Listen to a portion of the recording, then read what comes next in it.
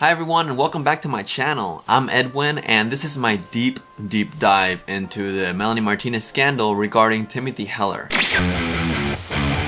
I'm sorry it's been a little while since my previous upload. This is probably my most ambitious and stressful project yet. My aim is to be as comprehensive as possible by providing all the vital posts in relation to the topic, and also be as analytical as possible by providing my personal, logical perspective. The objective is to provide insight and knowledge in this type of situation, so please do keep that in mind, because at the end of the day, neither you or I were there with Melanie or Timothy when the allegation took place. And just in case anybody's completely new to this whole situation, this is Melanie Martinez and Timothy Heller. I've created a table of contents because this is a lengthy video, so I understand if you can't watch it all in one sitting. So we're gonna be going over Timothy's story, Melanie's initial response, mutual friends backing up Timothy and speaking up against Melanie, Timothy speaking with Newsweek and some factors leading people to believe she lied, Melanie's second response, Melanie's diss track, YouTube videos and other concerns that led fans to believe Timothy lied, and lastly, some final thoughts from yours truly. After this video, I plan on producing 2 additional installments, including an interview with Timothy Heller, as well as a conclusive video addressing any remaining concerns from fans or just anything that I might have missed out on. Before we begin, I want to give you guys a quick disclaimer that this is a very sensitive topic and I sincerely hope that I could do it justice. Now, with that being said, because of the sensitivity of the nature and the content, I hope that you guys can please be respectful in the comments below. Now, you're free to disagree with me at any point in time. You know, I'm not the full authority on any of this. Just please keep it civil. After Timothy shared her story on Twitter, I followed her because I was interested in the story. Eventually, she followed me back because she recognized me from my videos. Recently, I've become more interested in doing investigative and research-based content, so I expressed to her my interest in covering her story, as well as proposed an interview, to which she agreed, and here we are. So although I've had some interactions with her, my work on this video is done 100% by me and independently researched by me. She has not seen this video or help me whatsoever on this topic at all. This is all going to be based on my own personal logic. Now, with that being said, I do want to be completely transparent and say that from the beginning, I did lean towards believing her and sympathize with her, you know, and this can be shown from this tweet that I made to Melanie all the way back when it all occurred. Regardless, I do stand by what I said earlier, that at the end of the day, neither you or I were there when it all occurred, so I don't know, I don't have an ultimate say, and I have set aside my personal beliefs to create a video based on my logic, not my feelings. So I hope you enjoy. Thank you.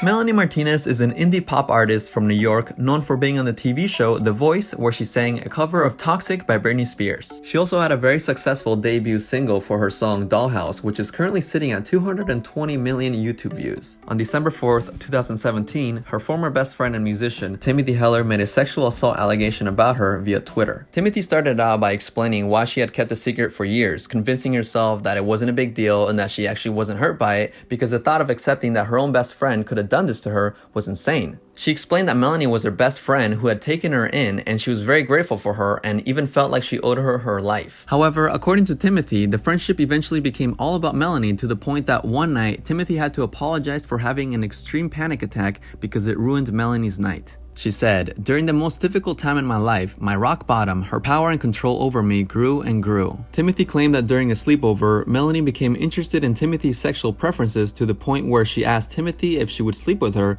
and that Timothy's boyfriend didn't have to find out. She said, "It went on for hours, asking me why I didn't want to and that it would be fun. I repeatedly said no. I had work in the morning. I just wanted to sleep. I was exhausted. I attempted to sleep, but was kept up the entire night by my friend begging me to sleep with her. Nothing ended up happening that night. However, on the next night, Timothy said that Melanie offered to smoke weed, to which Timothy agreed, thinking it'd help her fall asleep. She said the same type of conversation reoccurred with Melanie, and Timothy once again said every form of no she could think of. Timothy claimed that Melanie eventually began touching her arm, which she allowed to happen. She became uncomfortable and said it tickled, describing Melanie's dialogue as, 'Can I just touch your arm? Can I just touch your boobs?' She began talking about the appearance of my boobs and begged to just touch them. We didn't have to do anything else. Timothy allowed it to happen, feeling exhausted, confused, high, and belittled, and claimed it led Melanie to touching the rest of her. I never said yes. I said no. I laid still in shock, completely not reciprocating. She performed oral on me, and then I was penetrated with a toy without being asked." It doesn't matter that I didn't resist during the action.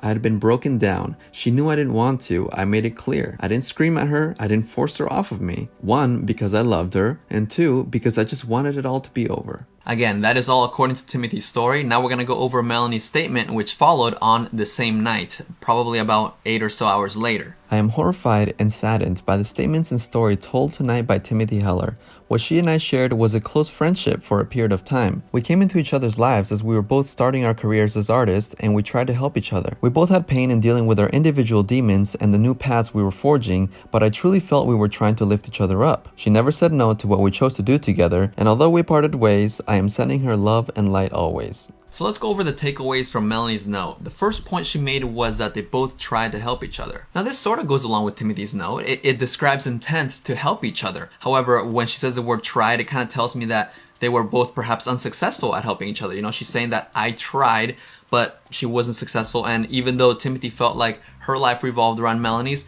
she also perhaps wasn't successful at helping her all that much in Melanie's point of view. And Melanie emphasized this point when she says that she truly felt that they were both trying to lift each other up. So from her perspective, there was a better balance than the one explained in Timothy's story. Now the biggest takeaway is Melanie saying that Timothy never said no to what they chose to do together. What?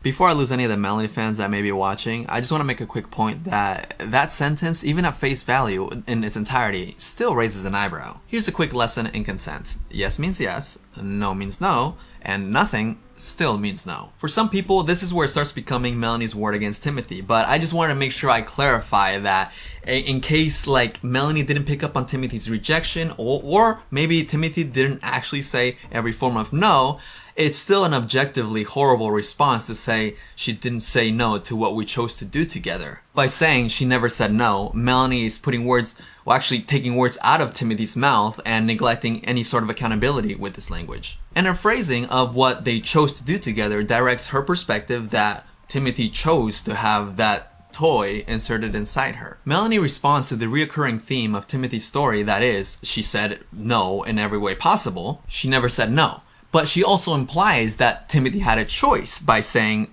what we chose to do together. I'm trying to find a positive spin here because it is difficult to decipher what she's actually trying to say. Was Melanie referring to Timothy's choice of saying no when the actions were actually occurring? Because the way I imagine the story was that Timothy gave in, and once she gave in, she probably didn't say no while it was happening. And the last point that I have to make is that not only does this imply that Timothy cheated on her boyfriend by choice, but it also implies that Melanie is a homewrecker by choice. Which, come to think of it, being a homewrecker is a literal theme of Melanie Martinez's song, Pacify Her. Overall, from Melanie's note, I got a very strong impression of Melanie just being thrown off and completely failing to understand how Timothy could feel as she did and why she would share her story. Because in Melanie's eyes, what happened between them was entirely by choice and Timothy was okay with it. It's almost as if Melanie's the one being betrayed here. Melanie is horrified and saddened, but she still sends love and light always. It's like, how could you say this about me? You know what? I still got love for you. After Melanie's statement, many fans took Melanie's assertion that Timothy never said no to what they chose to do together as a matter of fact. They took the statement at face value and perceived it as if Timothy chose to be intimate with Melanie, despite Timothy saying herself that she said no in every way possible. Furthermore, because people initially were focusing on the fact that Melanie said she never said no, fans were starting to become outraged because they felt like it was taken out of context, because Melanie said she never said no to what we chose to do. Personally, it doesn't seem to make it all that much better. It just doesn't really seem right to assume the choice onto somebody else when you don't really give any surrounding details either. I'm meant to believe your side because you're much more vague. But of course, I wasn't there and I'm not saying that I'm 100% correct. I'm just explaining the way my logic works.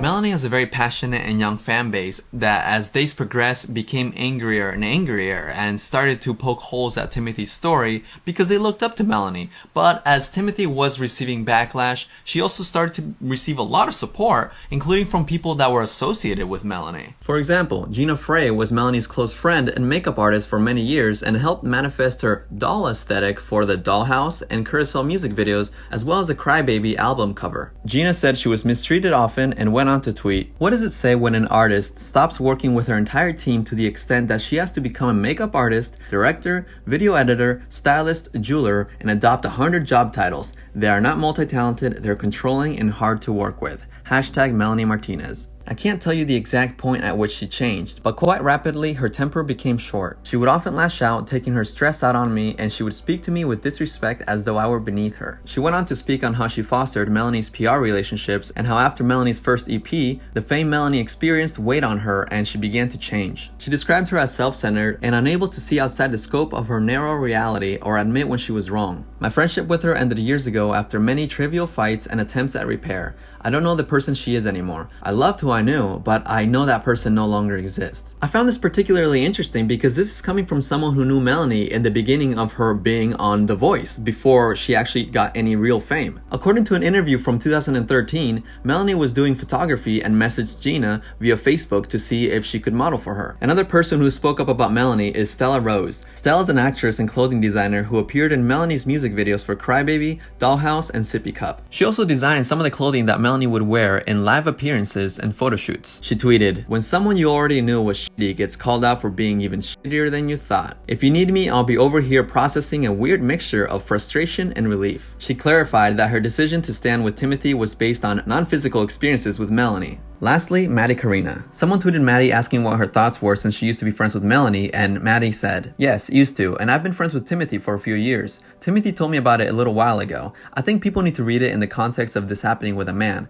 It's assault. Just because Melanie is a girl, it doesn't mean that she can't assault another girl." Maddie also tweeted that she had a similar experience to Timothy's, in which Melanie begged her over and over to sleep with her until she gave in. She said she also felt worn down, but unlike Timothy, she ultimately said yes. I believe it's important to take into account these testimonials from people who actually knew Melanie firsthand, because they got to experience and see who she was versus who Melanie wants people to see. The fact that two different women that personally knew Melanie can corroborate the same behavior described in Timothy's story about Melanie, and a separate woman shares a story describing the same experience other than the fact that she said yes to Melanie, is definitely not something that should be dismissed. And I also found it particularly interesting that nobody that knew Melanie personally or professionally or worked for her even spoke out in her support. And just as interesting, nobody ever spoke out against Timothy. Not a former mutual friend of both Melanie or Timothy's, or even just a former friend of just Timothy's had anything negative to say on account of Timothy's credibility. And with such a big spotlight on Timothy, you'd think someone from high school might come around and recall a time that she might have stolen a pencil or something like that, but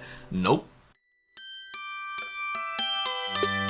So after Melanie's statement, Timothy spoke to Newsweek and told him that she believed that Melanie was aware of the impending accusation on November 16th and tried to keep the story from coming out. According to Timothy, Melanie tried to contact her for the first time in over a year, just 20 minutes after Timothy had posted a tweet that read, "What if I have my own story of abuse, but I'm scared to ruin the person's life and I still love them in a fudged up way, and the public really loves them and probably wouldn't believe me. I need advice." Timothy blocked her number. Then Melanie began calling Timothy's boyfriend and sending him text messages saying she dreamt about Timothy, which is what inspired Melanie to get in touch and suggested the services of a spiritual healer named Raven. And if you go to the healer's website, there's still a testimonial from Melanie that reads, "I talked to a healer who has taught me so much. Her name is Raven and she's an angel." So Timothy was not buying Melanie's story that she had a dream about her and thought, suggesting a healer after I said I might tell my story, saying she dreamt about me, it's condescending. What, she's invested in my well-being all of a sudden? And it has nothing to do with that tweet? Timothy explained that she felt that nobody would take her seriously because Melanie's fans see her as an angel, and that she had been reading #MeToo stories that made her feel like her story didn't exactly fit the typical mold. She also thought she invalidated her own experience because Melanie was not a man, and she was also friends with her. People don't really talk about this, but I know now that assault happens this way all the time. I loved her even after it happened, and I had this sick need to protect her, which I've learned is very common for victims of assault, especially those hurt by their family or friends. Now, in my opinion, doing an interview just a day after coming out with a story like this is not the best idea. I understand there must have been a lot of pressure to give out more details, especially after Melanie's statement probably being asked by thousands of people. However, this is exactly the reason why it might not be the best idea. After doing a bunch of critical videos based on controversial topics and stories, I've noticed that when people give an excess amount of details that they can't fully back up with receipts, it'll make the internet go crazy and want to poke more holes and ask more questions, which is exactly what happened here. In the Newsweek article, Timothy said the assault happened on June 25th of 2015. And so fans looked through Melanie's Instagram and found a photo that was posted on June 25th, 2015 with a caption that read, "Going home to LA with this weave and a cookie on my head." This is also backed up by several YouTube fan videos. So it doesn't really make much sense to pin the date on the 25th because that would mean that it happened on the night that Melanie got back into LA, but according to Timothy's story, it happened on the second consecutive night that Timothy stayed at Melanie's place with Melanie. It seems apparent that Timothy messed up the dates, which was a big factor that led fans to believe that Timothy lied. Another thing that led fans to believe she lied was this photo from Timothy's Instagram where she's essentially cosplaying as Melanie Martinez. People could not grasp why in the world Timothy would dress up like someone that would do something so horrible to her. When she was called out about this, Timothy changed the caption of the photo to say, "She did my makeup in this picture, I was on her tour bus, this is her wig, we did this as a joke because we were bored." There are other factors that led fans to believe she lied, which we'll get into, but I find these to be the ones that seem to resonate the most with Melanie's second statement that she posted on Twitter on December 9th of 2017. "I understand how hard it could be to see my side of the story, considering no one with a heart would want to invalidate anyone speaking up about this topic." Okay, hold on. What side of the story? Melanie never gave her side of the story, unless the story was that Timothy never said no to what they both chose to do? Is that it? I want to thank my fans who took the time to research the timeline, analyze past Instagram photos, and question the story being told, which reveal her false statements. Okay, I'm sorry that I have to pause again, but what? This note is all over the place. She literally started it out by saying no one with a heart would want to invalidate somebody's story, and she's literally thanking her fans for doing just that. Claiming that Timothy's statements are false because she messed up the dates of her allegation is about as invalidating as it gets. I'm trying really hard not to make this personal, but it feels extremely invalidating, and the reason why I don't want to make it personal is because I don't want my emotions to sway the way anybody thinks. However, I'm willing to bet money that I'm not the only person that can't remember the day, week, or year in which they were violated. You know, I don't like to think about that. I can tell you exactly how and what happened, but I can't tell you what year because I don't go back to that. I don't. So to say because you messed up a date, you're a liar, is so fucking disgusting. And the weirdest part about all this is that Melanie already corroborated the fact that she did intimate acts with Timothy. She just didn't go into detail with it. And the fact that Melanie thanks her fans for analyzing Instagram photos and just thanks her fans, period. Why are you thanking your fans? Why are you saying, "Oh, thanks for figuring out the mystery for me"? You experienced this. They weren't there with you. I don't understand why you're making them fill in the blanks for you. Let me guess, your fans convinced you that the assault didn't happen, because if it did, then why would she take a picture dressed up like you, right? Because of course it's completely unheard of that a victim of abuse would ever stick around with the abuser, right? That's never happened before, am I right? Really? Saying that, along with capitalizing on Timothy getting the dates wrong, therefore these things reveal her false statements, are logical fallacies that we need to discuss. Melanie is appealing to ignorance. This is a logical fallacy used by people to assert that they're right because they haven't been proven otherwise. Melanie is essentially saying that Timothy made false statements because her fans proved it. But they didn't. All they proved was that Timothy got the dates wrong and she continued to associate with Melanie after the incident, which again isn't as uncommon as people seem to think. And can I just ask what false statements Melanie is talking about? Because she already confirmed that intimate things happened between the two. Okay, so what is the false statement? That Timothy consented? Why? Because she got the dates wrong and she continued to associate with Melanie? Really? Because that does not imply consent to any degree. At the end of the day, Melanie's fans weren't there, so them trying to discredit Timothy's story simply because she got the dates wrong and because she dressed up like Melanie and continued to associate with her is sort of like implying that, oh, of course she consented, look how she was still so friendly with her and even dressed up like her. Like that does not, no. Like, because that is what you're saying. When you're saying that Timothy lied, you're saying that she lied about consent because both of them did corroborate that something happened. Alright, let's move on because I can already hear the Melanie fans typing how biased this is. But I'm sorry, this is just my logical perception. Everybody's welcome to point out what they think in the comments below. We got a lot left to go through. I trusted so many people in my life who took advantage of that trust for their own personal gain. Ooh, Melanie's a fan of logical fallacies, huh? This one's called appeal to emotion. This is a logical fallacy that people will often use when they can't seem to add any relevant insight or evidence to their story, therefore they rely on the emotion of the reader. This statement is supposed to be about Timothy, not about you and your life and how people should pity you, you know? I don't understand what the relevance is in making yourself a victim. Like, why don't you just say that Timothy used you and took advantage of you, if that's what you're trying to say. Like, please know that my intentions with everything that I do in my life are always pure, and I would never be intimate with someone without their absolute consent. Melanie ends her statement by continuing to appeal to the reader's emotion and presenting her case as superior to reason. Because really, what reasons are you giving us at all? You're just saying like, guys, please believe me. I'm such a good person. Melanie is asking the world to trust Melanie based on Melanie's perception of Melanie. You usually hear people talk about others saying that they're so pure and they would never hurt a fly, which essentially sounds like she's saying that about herself. Most of the statement is entirely subjective. She has not bothered to provide any sort of proof or insight on much of anything. Melanie thanked her fans as if they solved some sort of mystery, but what's the mystery? What are the false statements? Melanie never chimed in. How clever is that? She just gave him some self-reinforcement and made him reassure them that Timothy is lying. You know, give him a little pat on the back. Good job, kids. Hell yeah, you did it. Don't forget, I'm a good person. And how bad would you feel if you were wrong about all this? Very bad, exactly. So you're right, okay? Just remember, you're right. You got my reinforcement, girl. Hell yeah, Melanie Martinez. But on a serious note, this might work with your fans because they're your fans, you know, they look up to you. Maybe your music helped them at some point in their life. But me, I'm not all that familiar with your music or you as a person. So me reading this, I'm like, how do I know this person is so pure? I don't know your intentions. What are they? Because going out of your way to reinforce that idea that you are so pure, you know, like pure people, good people don't have to keep saying it over and over. It's something that people that are manipulating a victim might say to them, you know.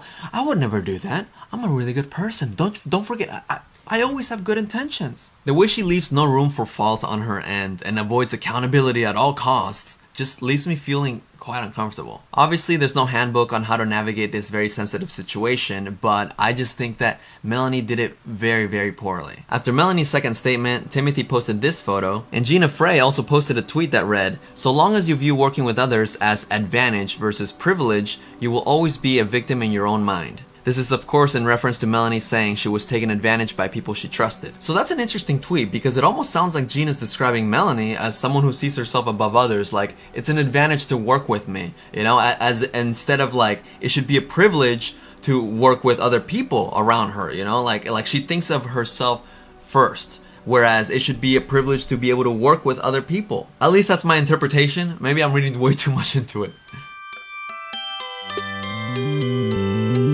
On December 22nd, 2017, about 2 weeks after her second statement, Melanie Martinez releases a song called Piggyback, which many speculated to be a diss track aimed at Timothy. The song's lyrics discuss her passion for art and music since growing up, and she says she still has one best friend since 5 years old, who is the only one who sees her for who she really is. It also talks about how she trusted fake people while she was still young and was wrong for it, so she cut them off, then they came for blood. Okay, hold on just a second. The accusation occurred when Melanie was 20, and she released a song when she was 22. So, how young we talking here? I'm kidding. That is an example of nitpicking, okay, guys? When you like focus on such a small line, like that is obviously irrelevant. I just wanted to play because this video is so serious. Now, I do believe this is the line that likely made people believe that the song was about Timothy. And I have no doubt that it is. However, she says people, meaning plural, which leads me to believe that it's not just about Timothy. Because this is the second time she mentions people taking advantage of her, you know, and her second statement she said the same. Now, I watched a lot of Melanie Martinez interviews and she didn't ever mention anybody taking advantage of her, and I even asked one of her biggest fans who they thought she could have been referring to. And the fan brought up the 3 women that spoke out against her. So it is possible that from Melanie's point of view, they took advantage of her. A day after Melanie shared her song, Stella Rose posted a tweet that read, "When your identity and fame are so fragile that you accuse everyone you feel threatened by of trying to steal it, there is nothing to reclaim except your own self-respect, something that can only be sourced from within." There's also another former friend of Melanie's that I didn't mention earlier because she didn't make a public statement about Melanie or the Timothy situation. Her name is Chloe Tersini, and she produced all of the artwork for Melanie's Crybaby album. And although she didn't make any public comment or anything, she did unfollow Melanie and deleted all the posts on her Instagram related to Melanie. Chloe's only comment that I could find regarding Melanie was her saying that she had not been in contact with Melanie for about a year and a half, so she didn't really consider them friends anymore and ended up feeling like it was more of a professional relationship. I noticed an interesting pattern. It seems that all women, all 5 of them, you know, ever since Timothy came out in December of 2017,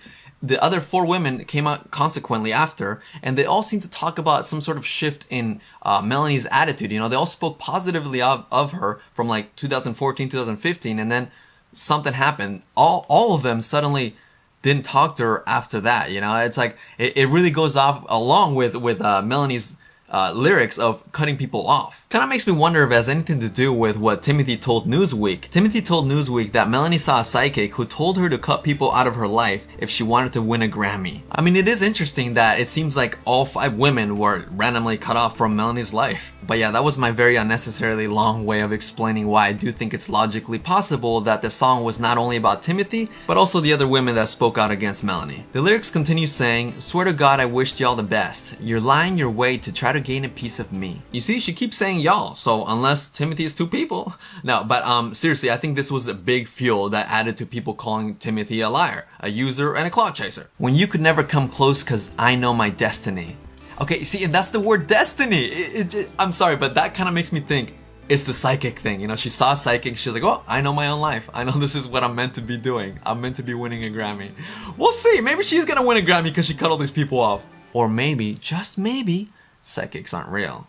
I don't know, I never got a reading, but if you're psychic, let's link up. The rest of the song talks about how she can't wait to move back to New York where the realest people really stay, and reiterates how after working hard on her music, somebody she tried to help is trying to kill her name for some fame. Now this is the most targeted line of the song, you know, it's no longer about y'all or people, it's you, and I'm willing to bet that that you is Timothy. Probably the most bold statement she's made, period, you know, straight up saying that Timothy is doing this entire story for the fame, for my fame. She's trying to steal from my name. Whew, ouch. Finally, Melanie is showing how mad she really is. None of that sending you love and light always stuff. Now let's move on to the reasons why fans don't believe Timothy.